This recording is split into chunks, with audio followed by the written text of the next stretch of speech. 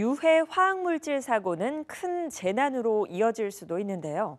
공장 근로자뿐 아니라 주변에 사는 주민들도 인명과 재산 등 큰 피해를 입게 됩니다. 하지만 주민들은 주변 공장에서 어떤 위험 물질을 다루는지 모르는 경우가 많습니다. 무방비 상태로 위험에 처할 수 있다는 건데 이번 시간에는 화학물질 사고 실태와 개선 대책 등을 집중 취재했습니다. 김성원, 임세혁 기자가 연속해서 보도합니다. 화성시 봉담읍의 한 공장에서 검은 연기가 치솟습니다. 잠시 후 번쩍이며 굉음과 함께 폭발이 일어납니다.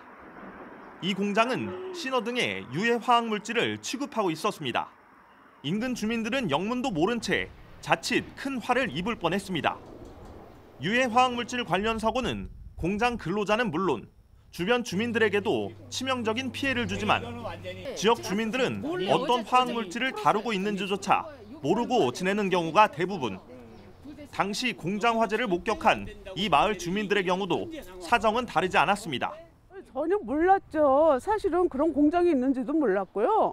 저는 그렇게 불이 나서 그때 이제 여기 이댁 주택에 이제 마당까지 와서 봤지만 저는 그렇게 큰 공장이 있는지도 몰랐고요. 직장인들이 출근하기 전이라 인명사고는 없다고는 하지만 사실은 뉴스에 나간 것보다 너무 심각한 화재였다고 생각해요. 사고가 났을 때 마을 주민들을 위한 경보음이나 안내방송 같은 것도 없었습니다. 만약 심각한 유독가스라도 새어나왔다면 대피도 못하고 그 자리에서 변을 당했을지 모른다고 주민들은 말합니다. 그냥 얼로 갈 시간도 없이 진짜 우리가 진짜 목숨도 위험받을 수 있는 그런 상황이기 때문에 정말 무서웠었어요. 실제로 지난 2012년 경북 구미에서는 불산을 취급하는 공장에 저장 탱크가 폭발해 누출된 유독가스에 5명이 숨지는 사고가 나기도 했습니다.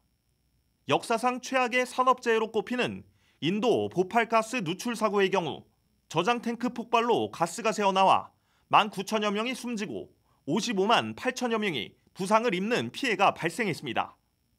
이렇게 치명적인 유해 화학물질 사고는 국내에선 최근 5년간 351건이 일어난 것으로 파악됐습니다. 경기도의 경우는 어떨까?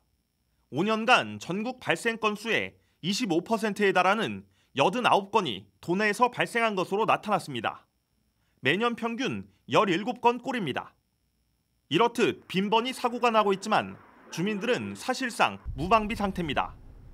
유해물질 취급 공장 위치와 위험도 등을 따로 통보해 주는 것도 없어 알 수가 없습니다. 공장에서 어떤 물질을 취급하는지 다루고 있는지 위치나 위험도 같은 거를 통보를 해주나요, 사전에? 그런 거는 저희가 하는 게 없거든요. 글쎄요, 지금 저도 인수인계 받을 때 그런 거에 대한 거는 들은 게 없는데.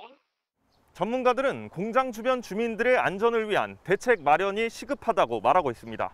그럼 어떤 대책들이 있을까요? 이어서 임세혁 기자가 전해드립니다. 최근 화학물질 사고 관련 연구를 진행한 경기연구원은 현재대로라면 만약에 치명적인 화학사고 발생 시 주민들의 안전을 보장하기는 쉽지 않은 상황이라고 밝히고 있습니다. 지난 2015년부터 화학물질관리법이 시행되고는 있지만 화학물질을 다루는 사업장에 대한 규제와 처벌에 관한 사항에 무게를 두고 있어 주민 안전만을 위한 별도의 대책이 필요하다는 겁니다. 우선 유해 화학물질 취급 사업장 주변 주민들의 알 권리부터 충족시켜줘야 한다고 말합니다. 그 사고와 관련된 사람들이 그 위험성을 다 잘 알아야 되죠. 우리가 그걸 리스크 커뮤니케이션이라고 보통 그럽니다. 근데 이제 사업자 측은 보통 그걸 주변에 은폐하기가 쉽고 지역 주민들은 있는지 없는지 모르는 경우가 많잖아요. 그래 이제 그렇게 하면 안 되고 그 위험이 얼마나 되는지를 서로가 잘 알고 그다음에 그 있는 지역이나 범위에서는 항상 그 대비하는 태세가 꼭 필요한 거죠.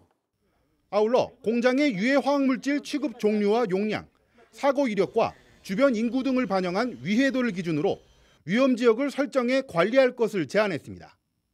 이러한 위험 지역 일대에는 경보 장치를 설치하는 한편 산소 공급 장치가 구비된 실내 밀폐 장소를 마련해 주민들이 언제든 대피할 수 있게 해야 한다는 설명입니다. 이 밖에 지자체는 화학사고 대응 계획을 의무적으로 수립하고 주변 위험 요소와 대처 요령에 대한 주민 교육을 진행해야 한다고도 덧붙였습니다. 사고가 났을 때 어느 정도 범위까지가 얼마 정도 위험하겠다 이런 것들을 좀 예측해 볼 필요가 있어요. 그래서 이제 위험 지역을 정도에 따라서 설정을 좀 하고 지역 협의체 같은 것들을 구성해서 운영을 하고 사고 가능성이 이제 어떤 곳에 있다 이런 것들을 서로가 잘 아는 상태에서 이제 사고 그 정도에 따라서 어떻게 대응을 한다 이런 계획들을 수립해서 좀 공유를 하고 필요하면은 훈련도 하고 이런 체계가 꼭 필요한 거죠.